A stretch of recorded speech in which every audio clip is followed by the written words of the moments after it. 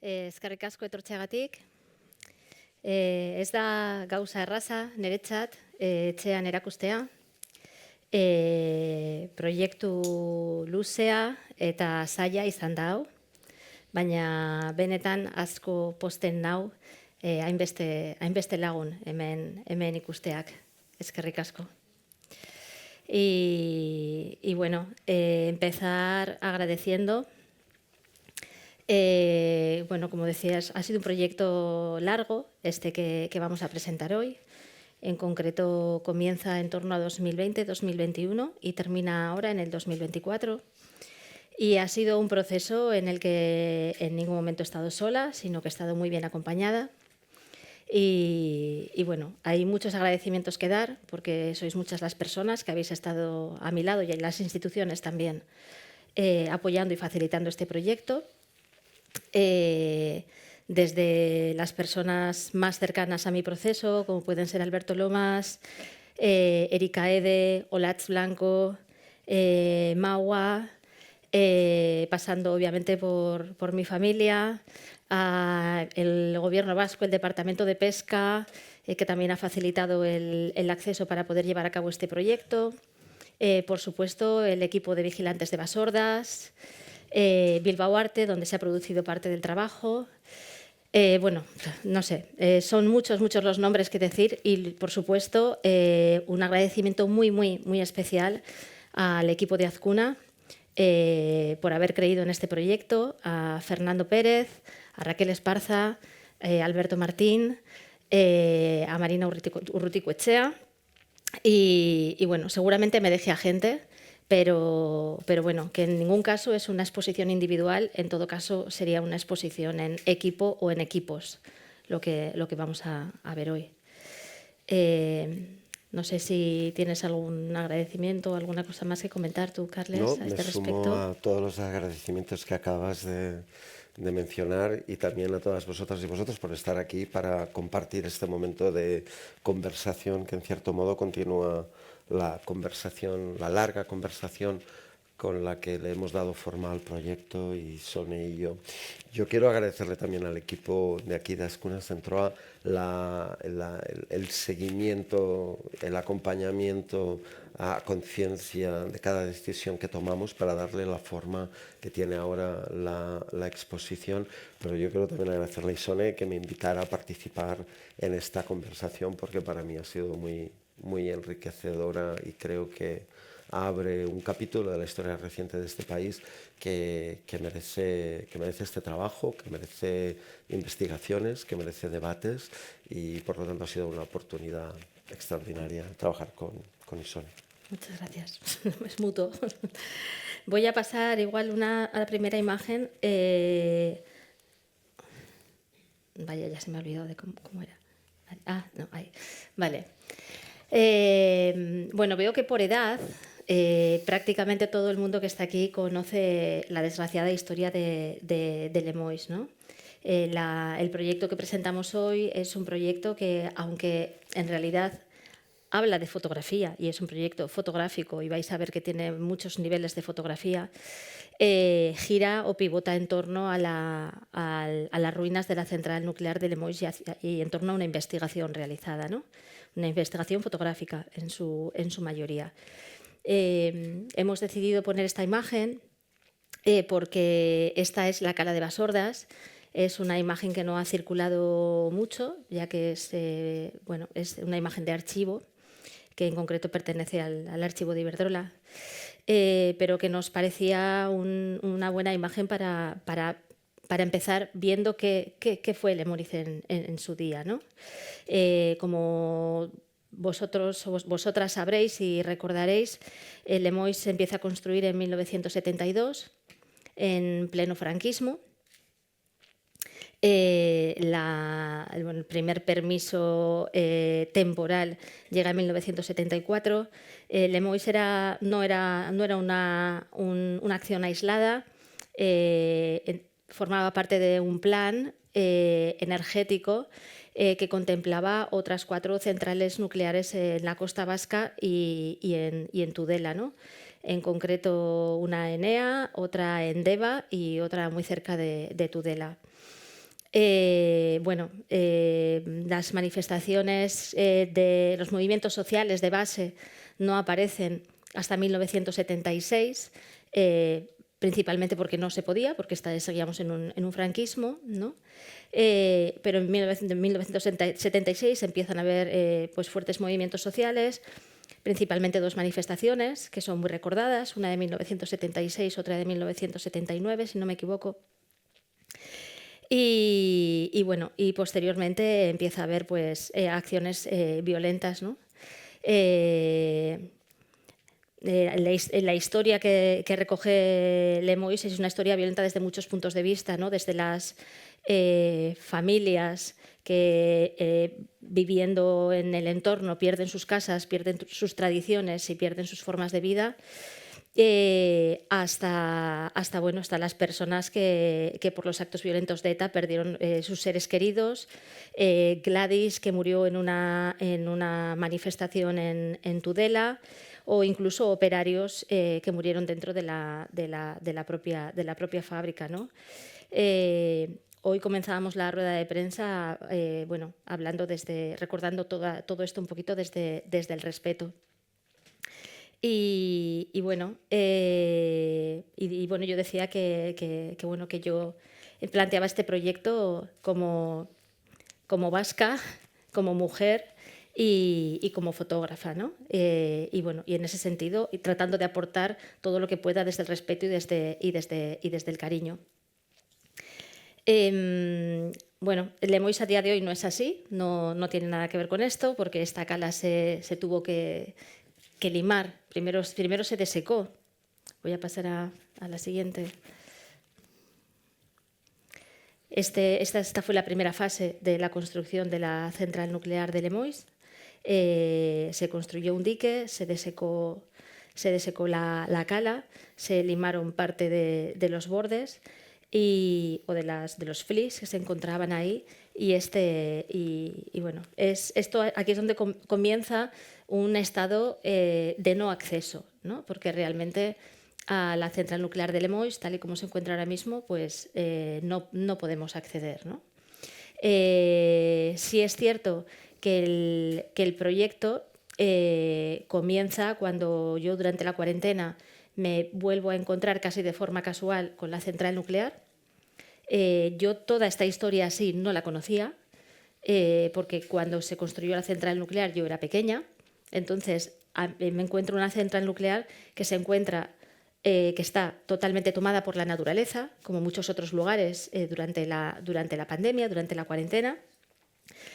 Y a la vez me encuentro como un objeto que personifica mi pasado, de alguna manera. Algo que yo no me había parado a reflexionar sobre ello, ¿no? Sobre ese pasado y sobre lo que yo había vivido en ese momento.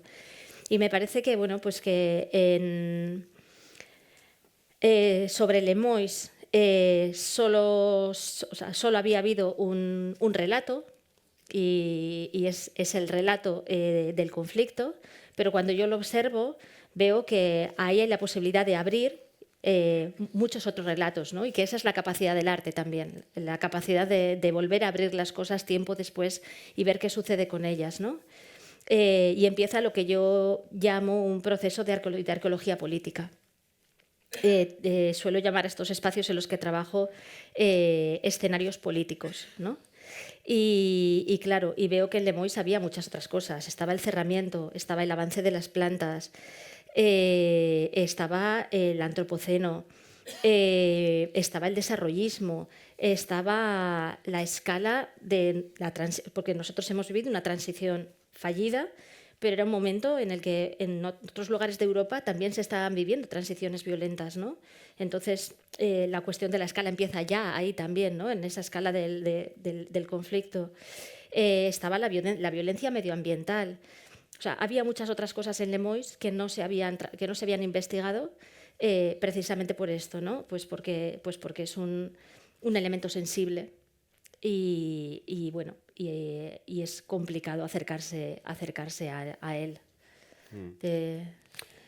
Pues, Bueno, yo creo que Isone ya ha dado a entender que este no era un simple proyecto artístico, no es un simple proyecto documental, sino que es un proyecto que realmente toca a varias generaciones. Es decir, sería erróneo pensar que las generaciones más recientes, por no haber seguido las noticias en el día a día, por no haber estado, digamos, sido testimonios de las movilizaciones o de las violencias que acarreó, que esto no les incumbe. Incluso a mí mismo, que no soy vasco, es un proyecto que me atañe como ciudadano.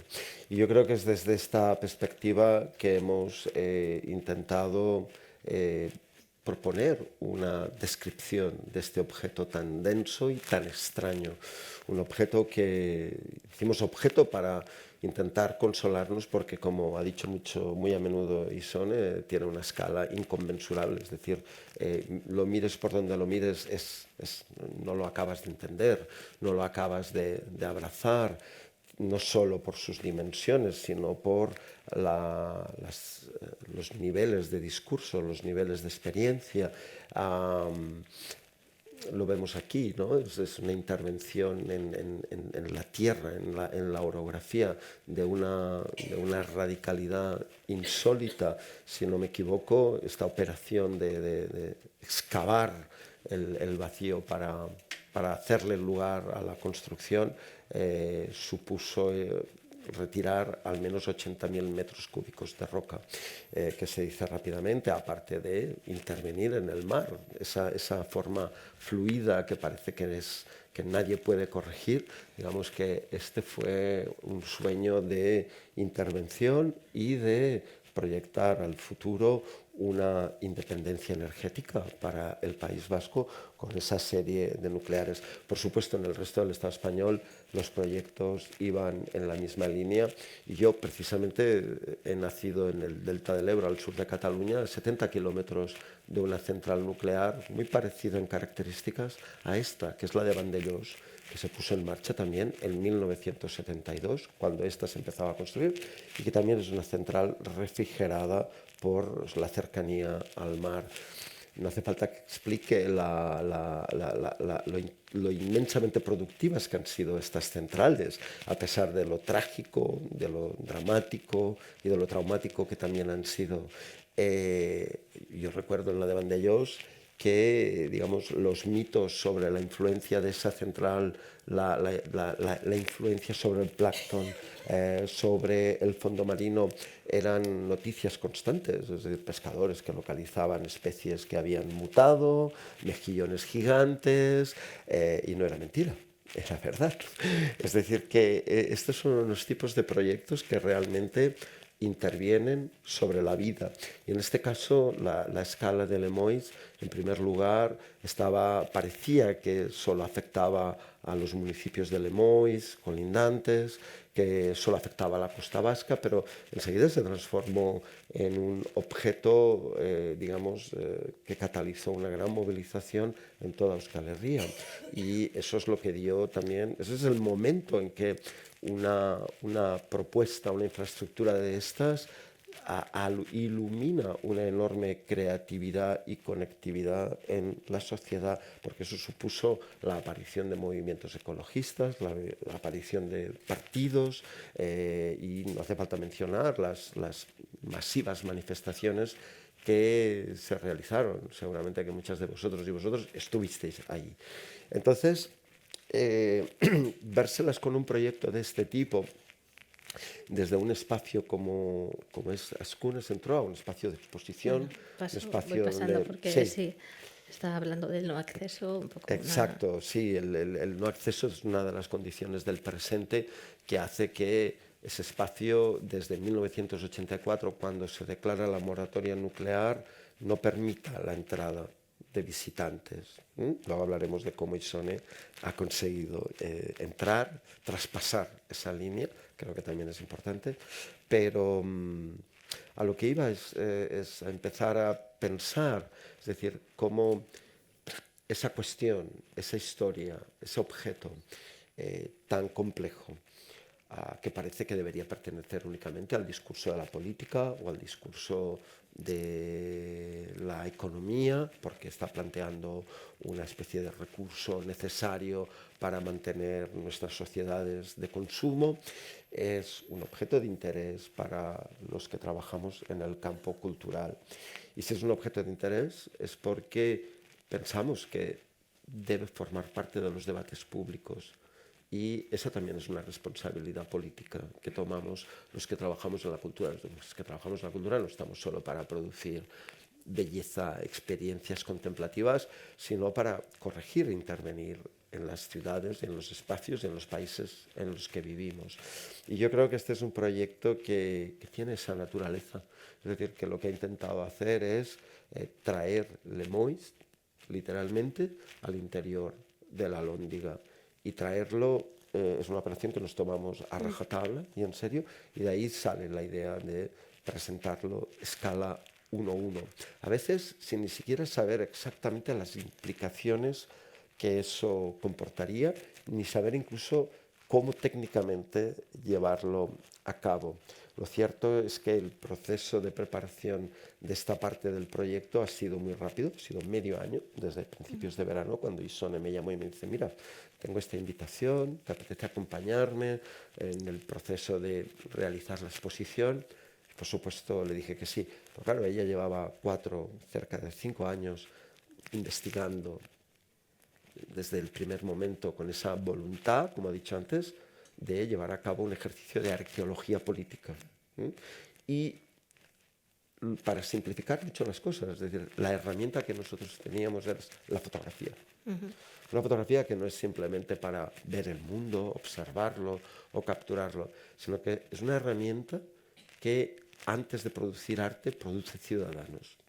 Esa es mi idea de la fotografía, es decir, la fotografía no es simplemente un aparato para generar imágenes o que nos recuerden lo visto o que sean fieles al mundo.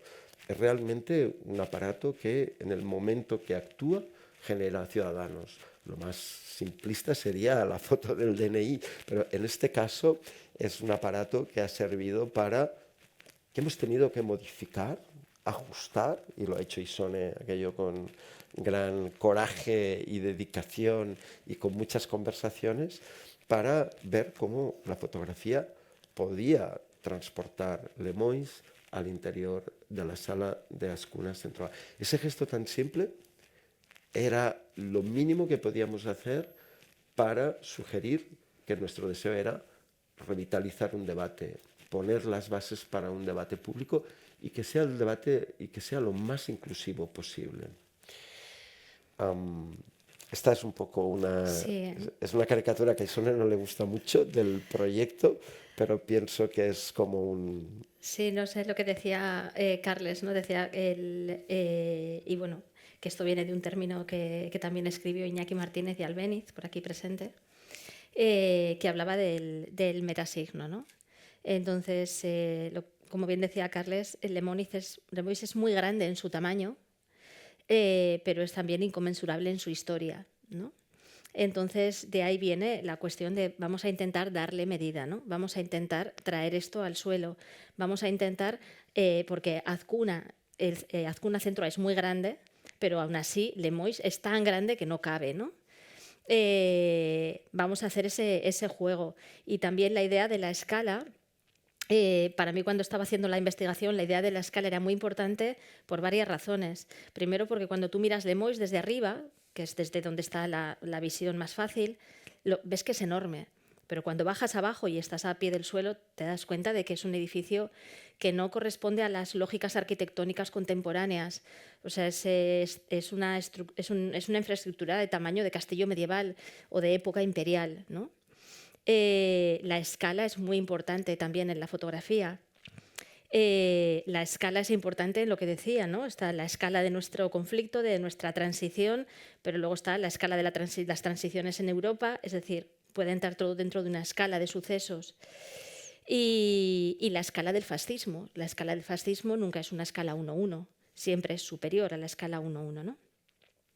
Entonces, bueno, decidimos, como bien dice, tras muchas conversaciones, intentar hacer ese traslado, fotografiar Lemois, de forma que pudiéramos proyectarlo dentro de la sala de Azcuna a escala 1:1. De forma que la central nunca se va a ver completamente, siempre se van a ver fragmentos, ¿no? Ese es un poco el planteamiento. Sí, o sea, tampoco éramos tan ingenuos como para pensar que había algún medio o alguna manera que pudiera efectivamente dar la ilusión de que Lemois estaba aquí. Es un intento con el que nos quedamos cortos, ¿no? Y eso que Isone le ha puesto literalmente mucha energía y el cuerpo a ese trabajo, y es la belleza que yo creo tiene el resultado. Esta exposición no es solo sobre Lemois, efectivamente, como podéis intuir, es también sobre cómo la fotografía se alía con nociones de progreso, cómo la fotografía se alía con la ciudadanía, cómo la fotografía acompaña proyectos de futuro. Y aquí lo que estáis viendo es ni más ni menos que una página del álbum de Iberduero que refleja el proceso de construcción de la central. Estas fotografías, muchas personas que las ven de buenas a primeras piensan que son fotografías de carácter técnico, objetivas, que describen. Un proyecto como este, si algo aprendemos, es que la fotografía no es inocente y que incluso cuando se presenta como una visión absolutamente, digamos, diáfana, lo que está haciendo es producir una alianza entre conocimiento técnico, capacidad financiera, potencial político y la fotografía. Es por eso que yo creo que el trabajo de Isone aquí esta vez explota con uno de los caracteres que a mí siempre me han seducido más de su trabajo, y es que ella nunca ha aplicado el mismo estilo a todos sus proyectos. Si está en Kurdistán, desarrolla un tipo de fotografía. Si está en otro sitio, desarrolla otro tipo de aparato. Y para Lemois hemos tenido que pensar cuál era el aparato fotográfico que le haría justicia. Bueno, y en concreto para esta sala. Sí, en concreto porque es una sala, claro, no os estamos enseñando nada de la exposición precisamente para no hacer spoiler, pero claro, es un aparato fotográfico totalmente adaptado a lo que requería la sala también, totalmente, ¿no? Totalmente. Bueno, la prueba de que la fotografía no es inocente es que de las muchas conversaciones que hemos tenido para darle forma a esto, y que le agradezco infinitamente esa apertura, esa generosidad y la fidelidad con la que cada día enviaba las imágenes después de ir a Lemois, verlas en el ordenador, descargarlas, uno de los grandes debates que hemos tenido era si podíamos exponer o no este álbum que está en la pantalla, que es el álbum de Iberduero. Mientras que yo era partidario de ponerlo en la exposición para declararlo, si queréis, como un objeto culpable, es decir, una fotografía que no es inocua, y Son enseguida dijo, no puede ser.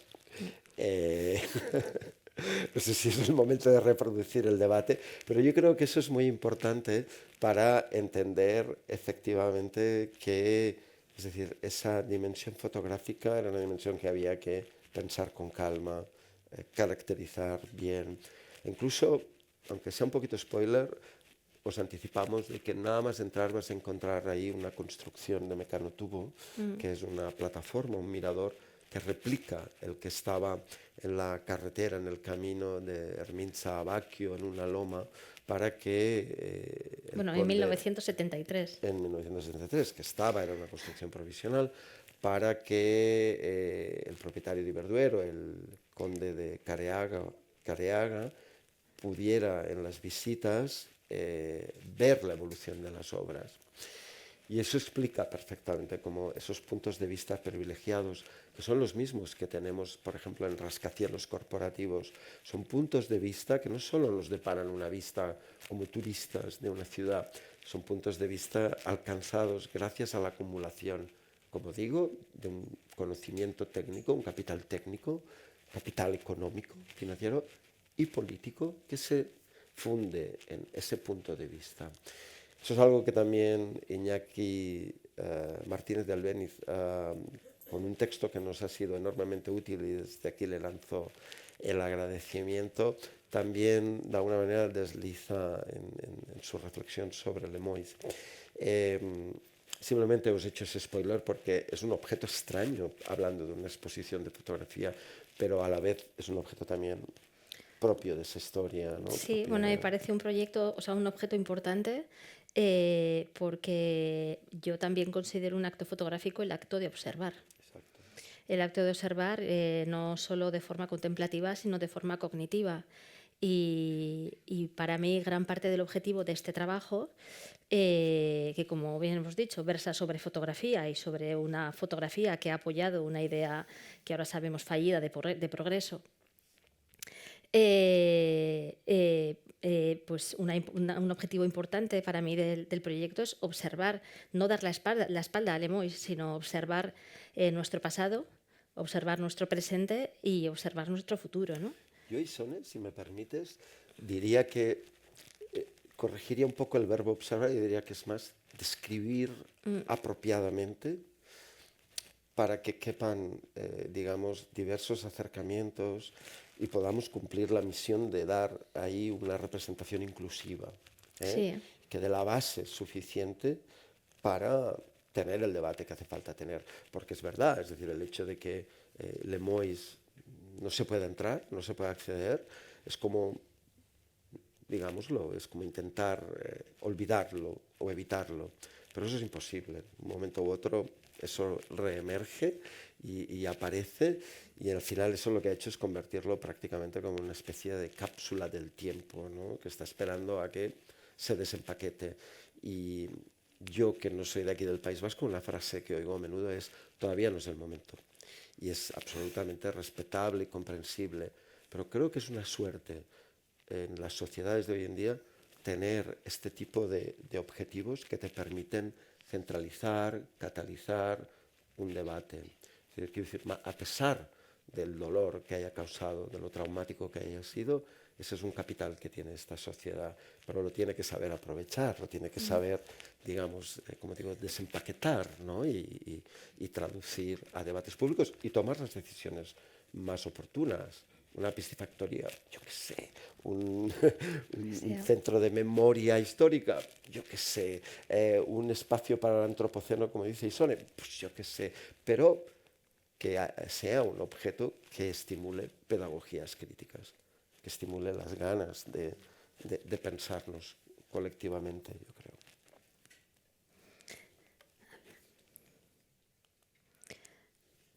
Bueno, este es un ejemplo de más, ¿no? De la fotografía al servicio de la idea de progreso, ¿no? Y Y cómo sí, cambia la idea de progreso en pocos años, ¿no? luego vamos a ver dentro de la exposición hay diferentes tipos de fotografía, ¿no? Aparece la fotografía, como yo digo, a diferentes niveles del lenguaje.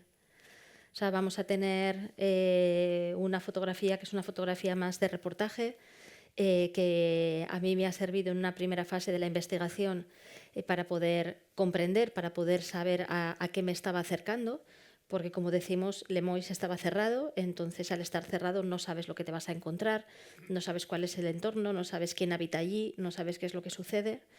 Entonces hay una primera fotografía muy cercana al cuerpo que yo utilizo como un método de acercamiento, de investigación.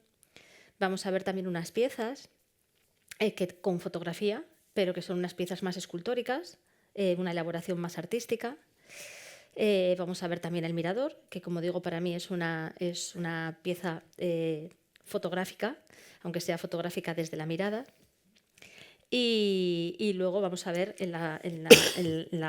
esto es en la sala previa, y luego en la sala grande las proyecciones que corresponden al proyecto escala 1:1, ¿no? Entonces realmente es una exposición en la que hay mucha fotografía, pero formalizada de muy diferentes maneras y comprendidas o sacadas desde muy diferentes lugares, ¿no? Aquí, por ejemplo, veis, porque cuando nos planteamos el reto de fotografiar Lemoyne para proyectarlo a escala 1:1, una de las cosas que yo me planteo es ¿cómo hago eso? Porque, claro, cuando yo estoy observando las cosas, para mí escala 1:1 es desde mi mano a esta distancia hasta un monte que puedo ver al final del paisaje, ¿no? Es todo escala 1:1. En cambio, a través de la cámara no funciona así si lo quieres trasladar, ¿no? O sea, la cámara te está cambiando las escalas y tú fotografías desde un punto, pero ese punto hace así, ¿no? O sea, los objetivos van cogiendo como un haz.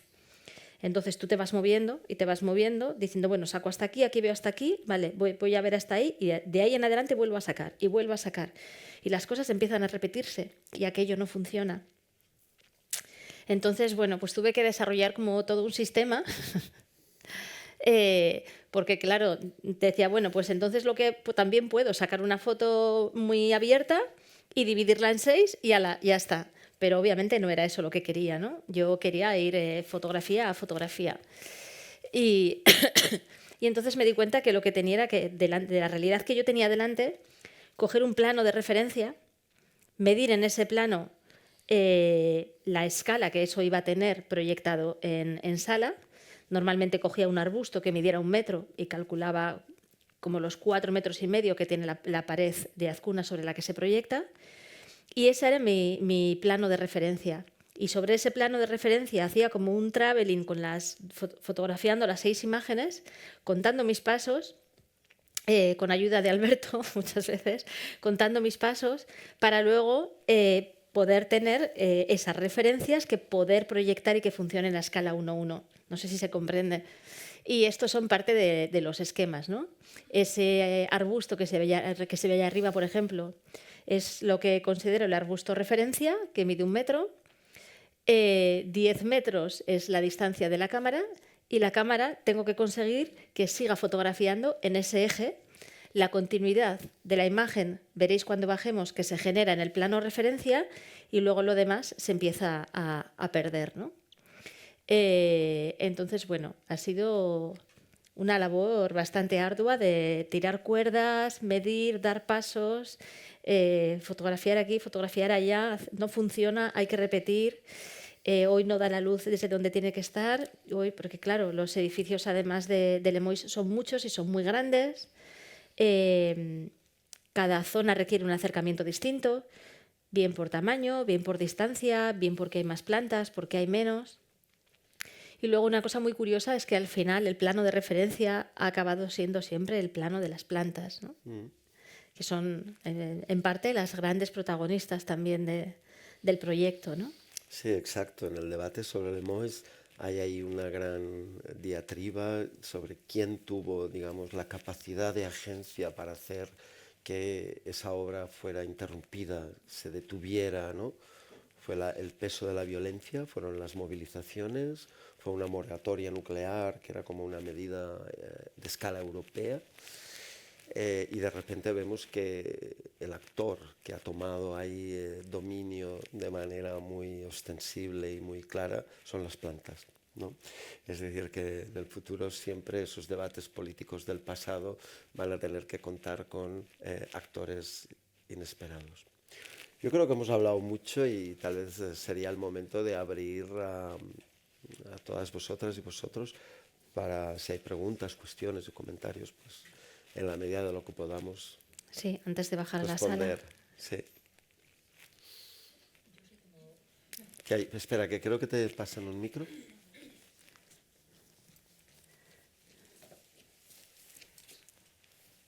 Arratsaldeon guztioi. Bueno, en primer lugar, es que ricasco por la exposición del proyecto. Yo creo que es muy interesante y creo que era muy necesario la apertura de este debate. A ver, yo soy doctoranda en la Facultad de Bellas Artes y me ha gustado mucho lo que habéis comentado, lo de que la instalación esté cerrada, ¿no? El acceso no está permitido, porque a mí se me ha denegado 2 veces el acceso, ¿no? Una investigación de un doctorado se está negando el acceso a lo que es a la instalación para poder, como tú has podido tener el permiso para entrar, ¿no? No ha acabado aquí, seguiremos insistiendo, pero desde una institución vasca se ha negado el acceso a un doctorando, ¿no?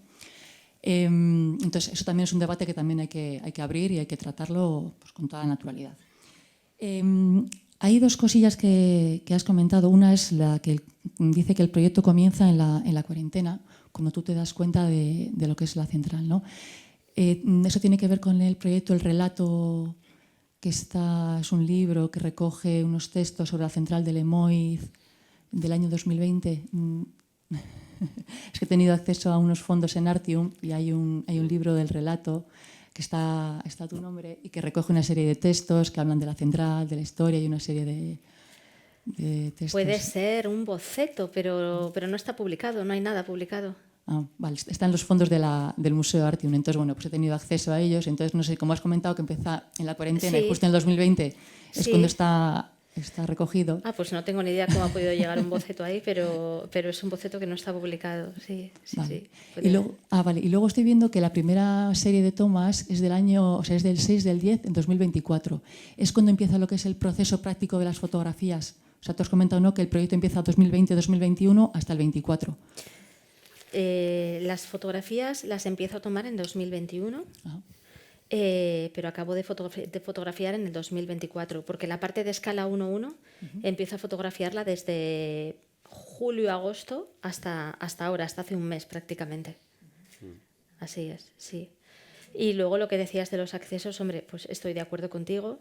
En mi caso, bueno, fue un proceso largo conseguir los accesos también. Cuando yo decía que escribí este proyecto durante la cuarentena, lo que hice es solicitar una beca Leonardo, que me fue concedida, y así es como empezó la investigación. Y bueno, y creo que aparte de que me dediqué a visitar a cada persona personalmente, explicándole el proyecto, lo que yo quería hacer, mostrando trabajo previo y demás, pues el tener ya un apoyo como el de la beca Leonardo, creo que facilitó también el acceso, ¿no? Que en tu caso, pues siendo un doctorando y teniendo detrás la academia, pues debería también, pero... Sí, si me permites un comentario sobre esto, creo que hay, bueno, primero, digamos, el coraje de esta mujer que entiende que tiene que entrar, ¿no? No le basta, en cierta manera, una visión exterior. Ya sabemos que hay muchos proyectos, Ivonne Aramberri, Néstor Basterrechea, María Luisa González.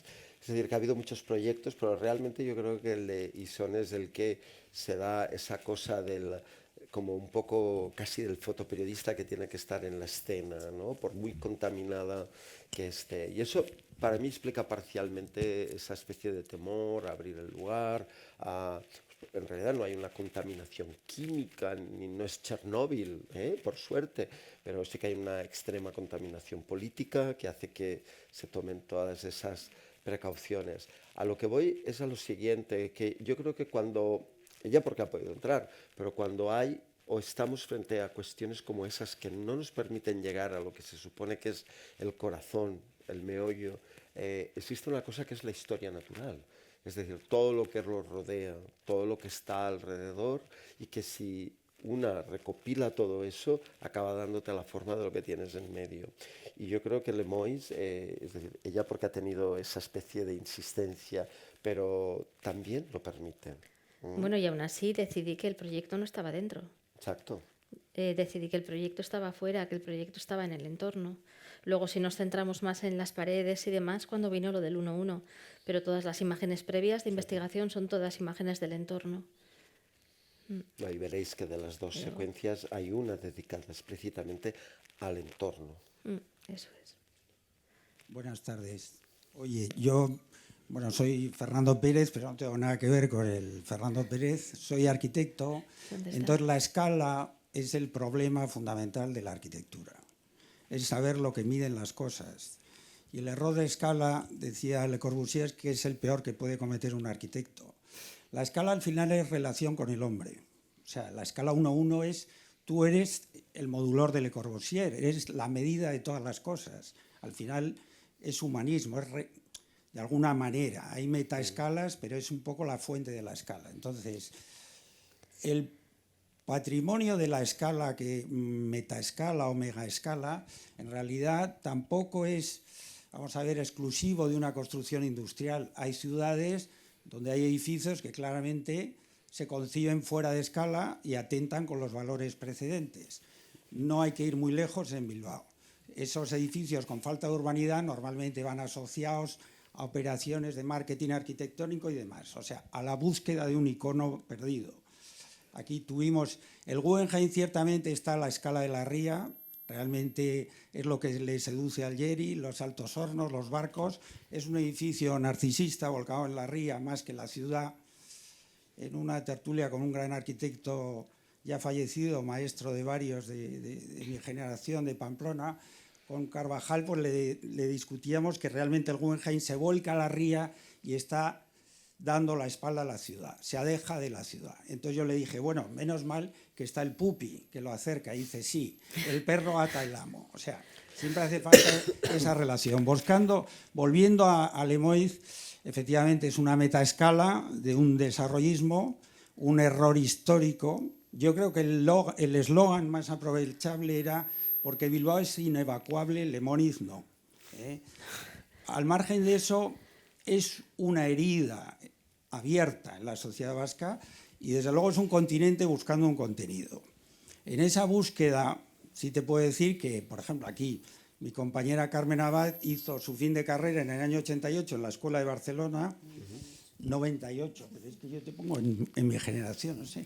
Bueno, y realmente era a la búsqueda de un contenido. Hay que decir que el objeto arquitectónico en sí, fuera de escala, quizás esté a la escala del paisaje, ¿no? Es un paisaje artificial, pero es, desde el punto de vista arquitectónico, yo creo que es bello. ¿Por qué? Porque tiene una dualidad, dos cúpulas, es el mismo diámetro que la cúpula de San Pedro, o sea, es un objeto volante no identificado, un ovni que ha aterrizado ahí y desde ahí hay que construir. Yo entiendo que lo has dicho bien, Carles, creo que es un punto, está esperando algo. Desde luego tiene que ser algo consensuado y no fruto de una intervención. Sería un error gravísimo en las instituciones trocearlo. O sea, decir, unos noruegos, una piscifactoria, una ristra de chorizo para estos, un trozo. Si no hay un plan global y un plan director y una reconstrucción, por supuesto también social, a nivel social de esa herida, porque es una oportunidad única en el mundo. ¿Y por qué lo es? Porque nunca entró en carga, nunca fue contaminada, nunca llegó un gramo de uranio, con lo cual es una central nuclear que ha entrado en uso, tiene unos plazos de descontaminación muy largos, 50, 100 años. Entonces, es un objeto que yo creo que merece un debate constructivo de toda la sociedad vasca y en el que, por supuesto, cabe la intervención artística, por la cual os felicito. Ese hallazgo del arbusto es seguramente un plumero argentino, el primer invasor, ¿no? Pero es un hallazgo de traslado de la escala. Bueno, ya se hacía en el Renacimiento, descubrir la perspectiva, ¿no?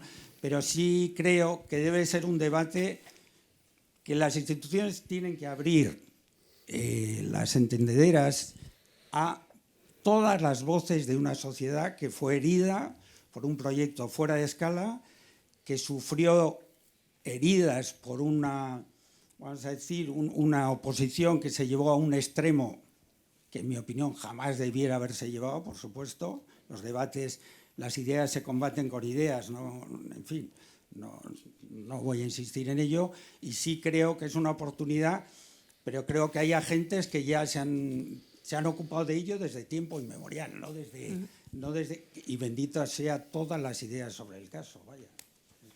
Muchas gracias y sobre todo gracias por la inspiración al artista, pero sin ver la exposición. Pues ahora cuando la veas tendrás más que decir. Doble agradecimiento. Que no se arrepienta. Gracias. Yo creo que aún no sé si tenemos tiempo para una pregunta más o un comentario más y ya cerraríamos aquí. Sí, hay un par. Bueno, Carmen Abad, por referencia,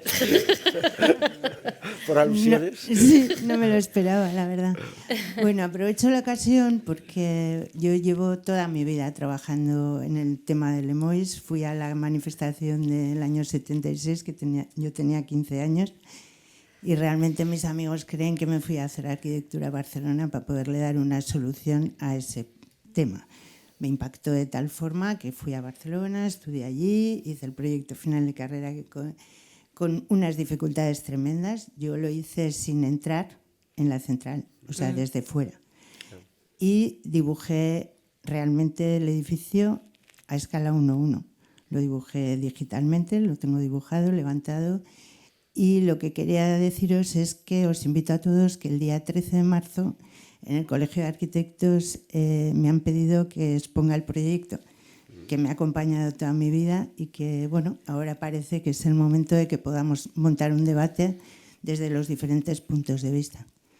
Pues ahí estaremos, 13 de marzo. Muchas gracias, sí, Claro. ahí vamos. Solo un apunte, curiosamente, nadie es profeta en su tierra. El proyecto de Carmen ha estado expuesto en el Reina Sofía, Sí. en Artium en Vitoria, y va llegando a Bilbao. O sea, ya está bajando. Lo sabemos, No sé, lo Barázar, sabemos. llegará algún día. Una pregunta. Esta observación sobre el valor, el reconocimiento de lo precedente y su estudio para la utilización posterior como servicio, ¿no os parece que se podía haber efectuado en Bilbao también, sobre todo el patrimonio industrial, la margen izquierda, Altos Hornos y demás, que se ha destruido sin más? Un patrimonio enorme. Yo no sé si veis, si conocéis lo que ha sido, lo que se ha hecho en Roma en la central Montemartini, ¿no? Sí. Cuando han aprovechado una El museo. central hidroeléctrica abandonada del siglo XIX para trasladar la mitad de la colección de los museos del Capitolio. Sí. En principio fue un traslado provisional durante la modificación, la ampliación y la adecuación. Y, bueno, los arquitectos romanos, que son finísimos en esto, trasladaron para vaciar en la primera de las fases la mitad de las esculturas griegas romanas fantásticas a la fábrica esta abandonada, pero hicieron un montaje tan exquisito provisional que se ha quedado como definitivo. Y es de una belleza piranesiana. O sea, entrar allí y ver esas máquinas de 8 metros de altura y 40 de longitud que tienen entre sus metales las estatuas griegas y romanas de mármol blanco, que es una percepción fantástica, es alucinante. Uno piensa que está viendo las cárceles de invención de Piranesi, ¿no? Sí. O sea, eso es algo que se ha perdido en Bilbao, yo creo que por desgracia. Pues sí, yo creo que hay un trabajo de recuperación del patrimonio y de reconsiderar un poquito qué es lo que es patrimonio, ¿no? Porque muchas veces lo que es contemporáneo tendemos a no considerarlo patrimonio. O bueno, o en este caso, cosas que duelen, ¿no? Por eso creemos que es interesante también recuperar esa mirada. Luego, claro, podemos entrar en otras conversaciones que ya se alargaría mucho de en qué estado está y si cabe la posibilidad de reutilizarlo, los costes de eso, que ya hay, yo creo que a nosotros en nuestro campo ya no nos corresponden, ¿no? O sea, este es el trabajo de ponerlo aquí y luego el debate que sea el que tenga que ser, ¿no? Pero sí. Sí. No, y de hecho estamos hablando de Lemoiz como si fuera una central, un objeto, digamos, propio de las infraestructuras energéticas, pero no está lejos de ser un objeto como esos de los memoriales fascistas, los que se han tenido que debatir en la Alemania contemporánea, ¿no? ¿Qué hacer? ¿Cargárselos? ¿Demolición? O declararlos culpables y aplicar una pedagogía crítica. En esto las opciones están muy polarizadas y de hecho recientemente en Pamplona sabéis que está el edificio ese también dichoso que está generando esa polarización de posiciones, ¿no? Y yo tengo que decir que no hay una posición correcta al respecto. Habrá veces que valdrá la pena demoler y habrá veces que valdrá la pena decir dejémoslo, marquémoslo como culpable y utilicémoslo como espacio de memoria, crítica, etcétera, etcétera, etcétera. Y esto está ocurriendo por muchos sitios. Es verdad que yo soy más partidario de las pedagogías críticas, pero también entiendo a los demolicionistas. Bien. Resulta significativo que una energía nuclear fue detenida como una energía social. O sea, el temor social en aquellos momentos en un proyecto que se ubicaba en las afueras de donde está, digamos, la metrópoli, fue muy contundente. Y todo eso, ese temor se canalizó de una forma adecuada, a pesar de que hubo violencia y podría excusarse, si se quiere, que fue una violencia necesaria o imprescindible o irremediable. Pero resulta que ese temor social no se transmite ante la energía, ante los peligros, no se transmite en un temor cultural. No muy lejos de aquí hay un atentado donde la escala se ha perdido, el Museo de Bellas Artes. Resulta agradable aquí poder debatir en un colegio de arquitectos que se esconde, se arrodilla ante el poder continuamente y se prohíbe, porque me han prohibido 2 veces, hablar del Museo de Bellas Artes. Se prohíbe también hablar de esos indignos, repugnantes, añadidos, degradantes que se pretenden meter en el ábside de la catedral y aquí por lo menos se puede debatir. Entonces, Cercano aquí, refiriendo al Museo de Bellas Artes, llega otro con afán de protagonismo, Norman Foster, donde parece que no ha leído a Vitruvio y los conceptos de tamaño, proporción y escala quedan completamente alterados. Cuando esto lo decíamos algunos, y aquí está presente Fernando, hace 4 años nos podían pensar que éramos unos aventureros. Ahora la población tiene ocasión de pasar por allí con un cierto temor también ante lo que se avecina, o sea, la hecatombe consentida. Y casi resulta significativo que en todos estos proyectos aparecen casi siempre, a pesar de que esté el anterior, las mismas siglas. Es curioso. Es verdad que aquí en el País Vasco hay una tendencia a valorar la historia, la tradición, en un sentido muy conservacionista. Pero también es cierto que este ha sido el lugar en el que se han hecho los experimentos culturales también más interesantes de la globalización, y entre ellos está el Guggenheim, al que muchos nos opusimos.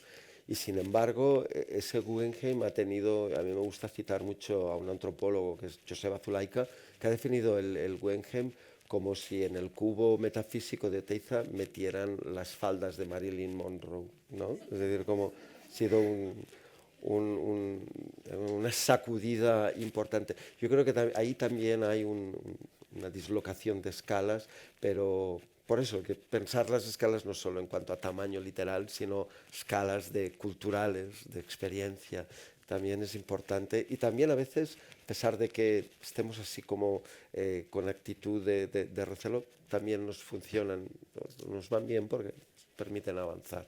En todo caso, gracias a todas y a todos. Yo creo que lo podemos dejar aquí y ya podéis ir a ver la exposición. Basta de hablar y lo vemos. Gracias.